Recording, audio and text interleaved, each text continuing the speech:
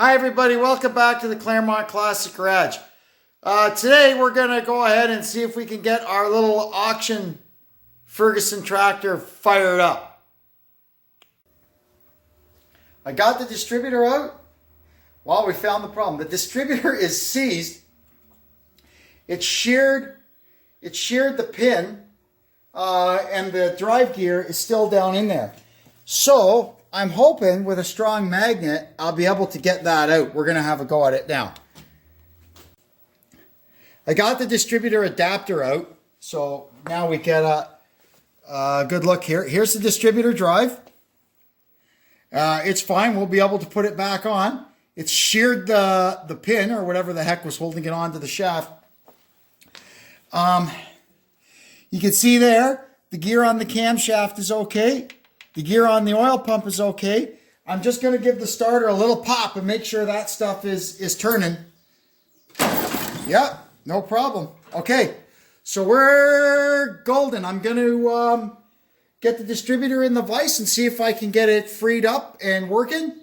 And we can put this thing back together and see if we get some spark. First order of business is to get the breaker plate out so we can try and get this shaft out of here.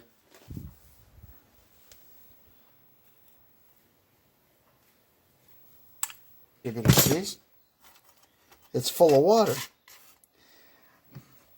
I'm kind of wondering if the distributor being seized was not something that happened while it was in operation, but because the cap and everything was half discombobulated, I kind of wonder if the thing quit running, somebody tried to figure it out, didn't have the cap back on properly, the distributor filled up with water and seized up, and then somebody else come along.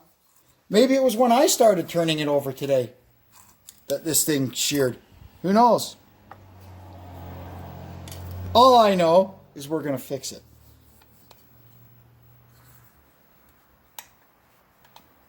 Okay, now we should be able to get the breaker plate out. There, you can see the advanced mechanism in there. Look at how full of water and rust and everything this is. Oh, brother. Okay. So now we're going to just really gently give this a couple of taps and see if anything's going to move. There we go. Watch the breaker plate doesn't hit the, or the weights don't hit the vise.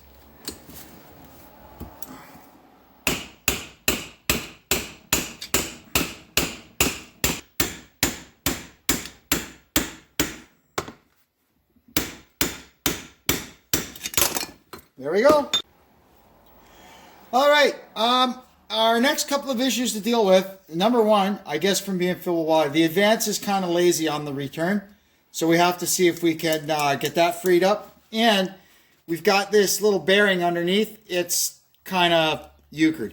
So we're going to see if we can get it free or get it off and replace it. So this little screw in here is what holds this on. So now we can get at the advance. And we'll just pull these off and make sure everything is clean and lubricated. Oh, look at the mess under there. Look at that. That's why it's not returning. Okay, let me go clean this up. Now I'm going to put a little oil. Maybe I'm going to use penetrating oil in this bearing and see if I can get it to turn. I'm not holding out a lot of hope.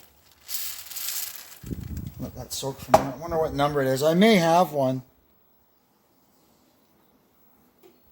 England. A lot of time with these, they're not really all that loused up. They just get stuck. And you just work them back and forth and eventually you get them turning. This one's been a little more stubborn.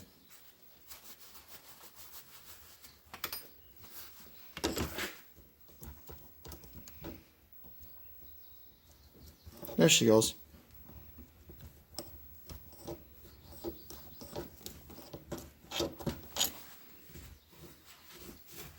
It'll never be perfect, right? But until we can get another one, if we can just get it turning nicely,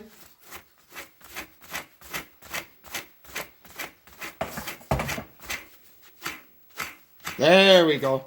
Okay, let me take it outside and blow all this crap out of it, and then I'll put some nice fresh motor oil inside it. There we go. There's our bearing, all freed up. It's a little noisy because the races, I promise you, are pitted.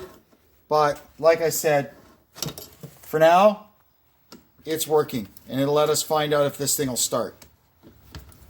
Now we're going to get back working on the advanced mechanism. So I cleaned off this plate. Now what I got to do is make sure this stuff is all free.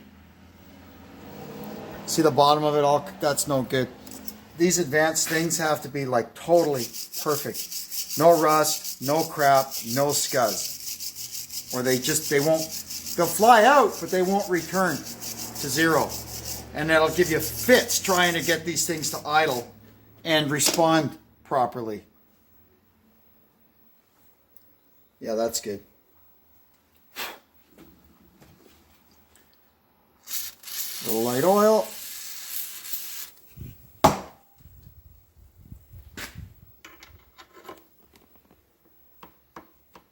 Oh yeah, that's nice. Look at the bottom of this one. Oh boy.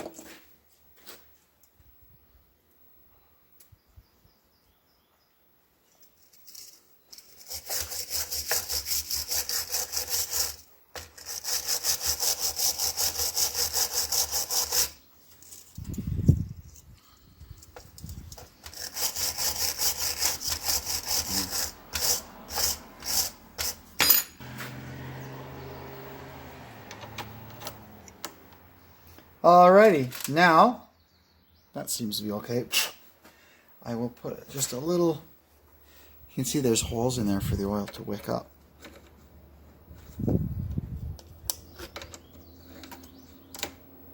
Okay.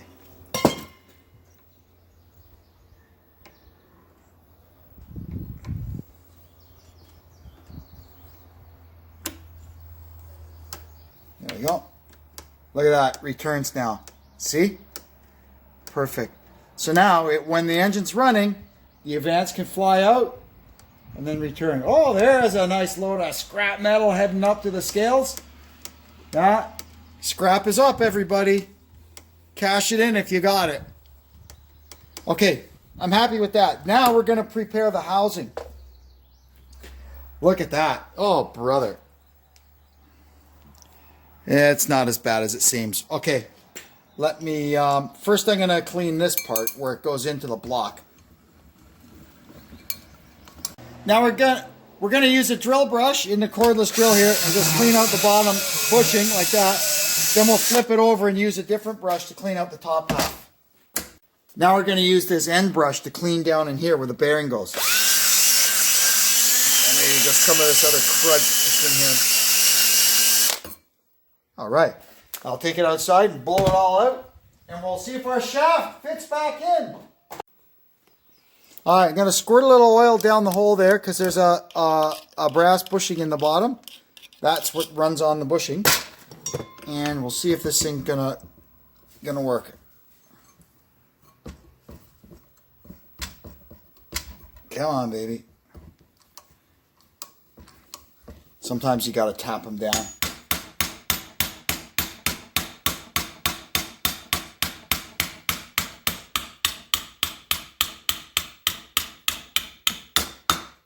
See? Perfect. Okay, now we can put the breaker plate and everything back in it and install it back on the engine. Yeah, so we're getting there. What we'll have to do next is set the point gap. Turns out the point gap on this old Ferguson is 15. So I think the rubbing block on the points here is starting to go, or they're just cheap offshore points, because I've got the adjustment all the way and I got it to about 16. So that'll do for now.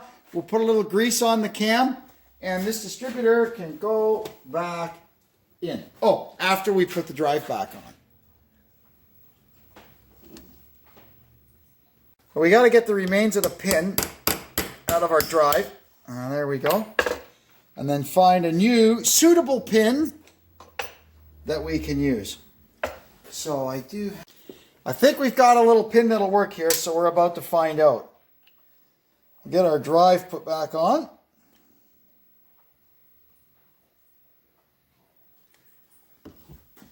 Get her placed just like so. I'll probably have to get it started. Here, let me get it started in here first.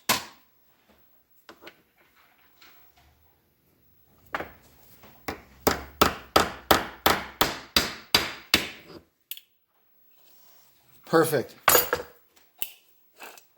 The engine can once more drive the distributor. Okay. So she's going back together. We're just reinstalling the distributor adapter. And once I've got this tightened down, we can put the distributor back in. Ooh, that was tight. There we are. Got our distributor closed up. Now we can hook up this lead from the negative side of the coil to the points. And then we'll have to figure out this secondary wiring. This should have the screw in, the little screw in caps on it. This is all wrong. But this is what was here, so that's really nice. We'll see if it works. Let's put the plugs back in.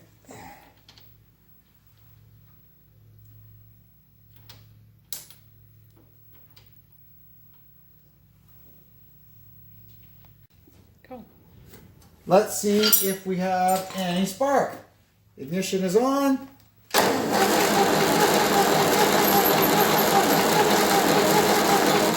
Doesn't look too good, does it? See, power in, power out.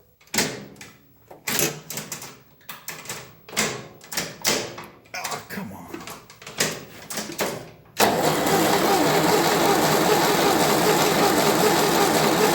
Okay. All right.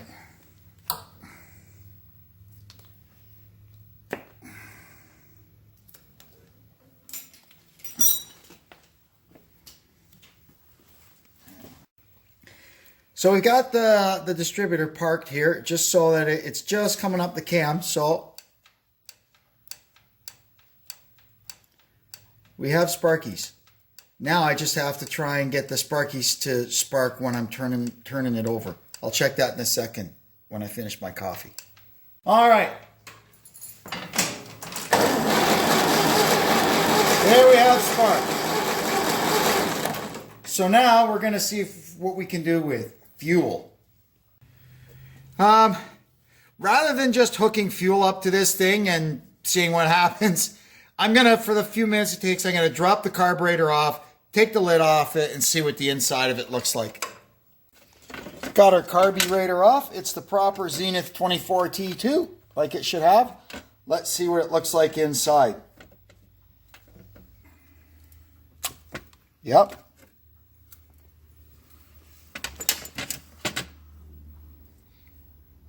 It's not too bad at all. That gasket shrunk. Look, like this carburetor would have leaked like a sieve. It does smell like skunky gas inside, so we'll have to get the carb cleaner and give it a going over. The venturi out. Get the float out. Yeah, there's a bit of crud in it, but honestly, not as bad as it could be, eh? I didn't have a gasket, so good old cereal box. We made one. Hopefully it fits. The only thing I haven't got it fit around is the venturi. I have to trim it a bit. So this is the float on these little Zenith carburetors. It's not like a float that we're used to that is on an arm. This thing just floats up and down in there and opens and closes the needle and seat. Now the problem is they also like to get stuck in there. You know, they get cocked and they get stuck, and that thing overflows gas like crazy. A lot of people used to take these off and put a Marvel Schlebeler from a Ford on it. And I've done that before too. All right, now we'll put our screws all in, and I'll see you in a minute.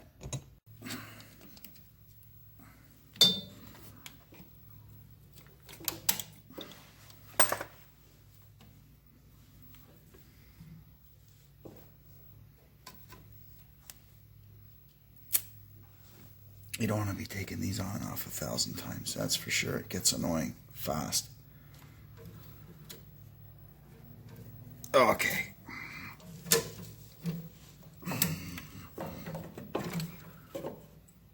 I think we're going to leave that off for now. Alright, so we've had her coughing and sputtering a little bit. I'm going to get out now and just see if it'll catch good enough to go and do a circle in the driveway. I don't have a ton of fuel, so let's see what happens. Ignition. Give it some throttle.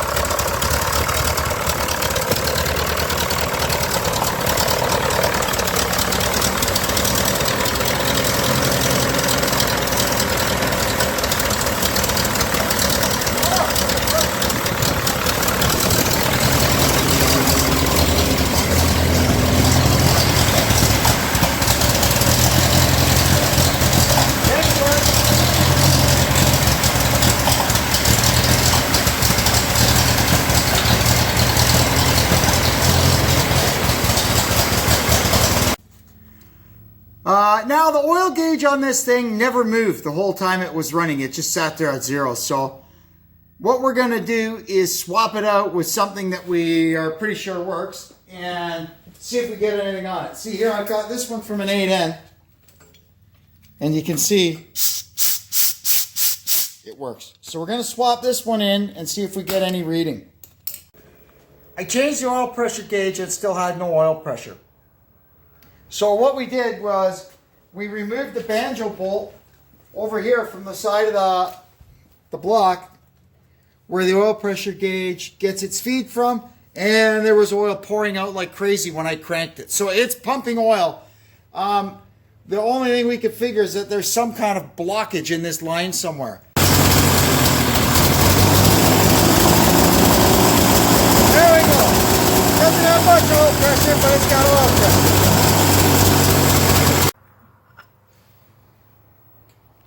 Here we go with our second compression test. Now that we've had the thing running and got it warmed up, let's see what we get now.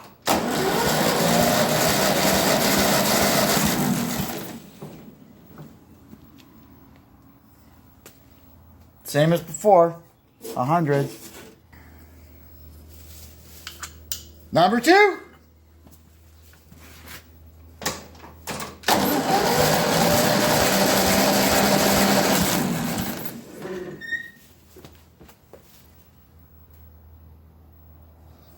See, look at how that came up. It was 70 originally.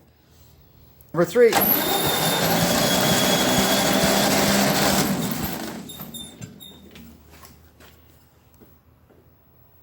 $100 again.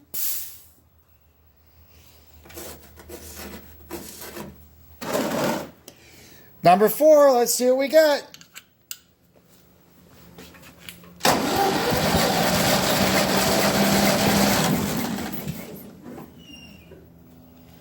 $100 again. Ha-ha! We have us a good, healthy engine. Well, that's enough for today, I guess. turns out we've got a decent machine with a good engine, and we can carry on and fix it up and see if we can rehome it. Anyway, for now, thanks for tuning in, and we'll catch you next time. This is Kevin checking out from the Claremont Classic Garage. So long.